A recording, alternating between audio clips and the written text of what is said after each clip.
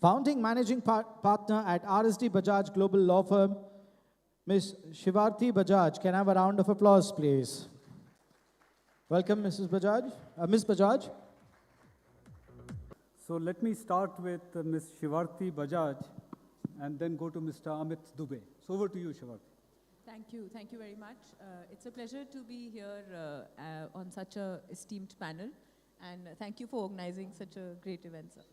I'll keep it short because I understand that we are running against time for this panel.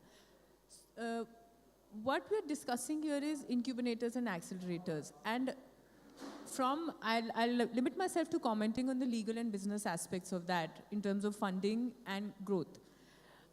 Incubators and accelerators in India have come at a stage. I mean, we have from the likes of T-Hub and Mr. Chaudhary also sitting here.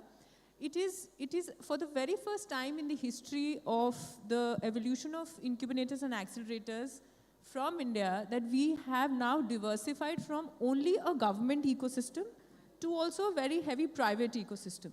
Earlier, most of the incubators and accelerators were backed by the government.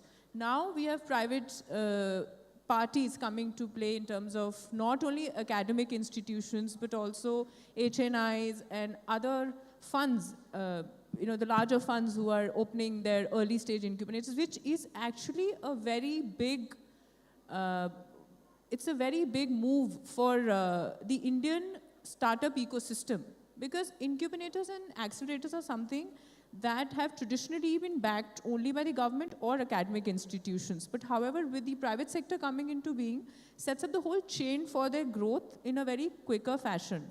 And in terms of legalities, obviously it is the incorporation of the incubators and accelerators that need to be kept in mind, the kind of structuring that needs to be there, because they need legal advice of a very sharp level, and because we do handle a lot of incubators and accelerators, and we understand that sometimes they tend to ignore this very important aspect, but in the longer run it plays a very important role.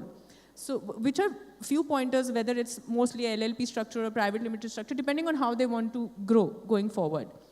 And just to add to this and to conclude, I'd just like to bring forth this data that compared to the US, there are 23 incubators and accelerators in India per 1,000. And in the US, there are 14. So we are, all in all, number 2 globally in terms of the number of incubators, accelerators in India, which I think is a great feat, and it directly fuels to our ecosystem of growth and developing as a country and fueling our innovation as well. Thank you.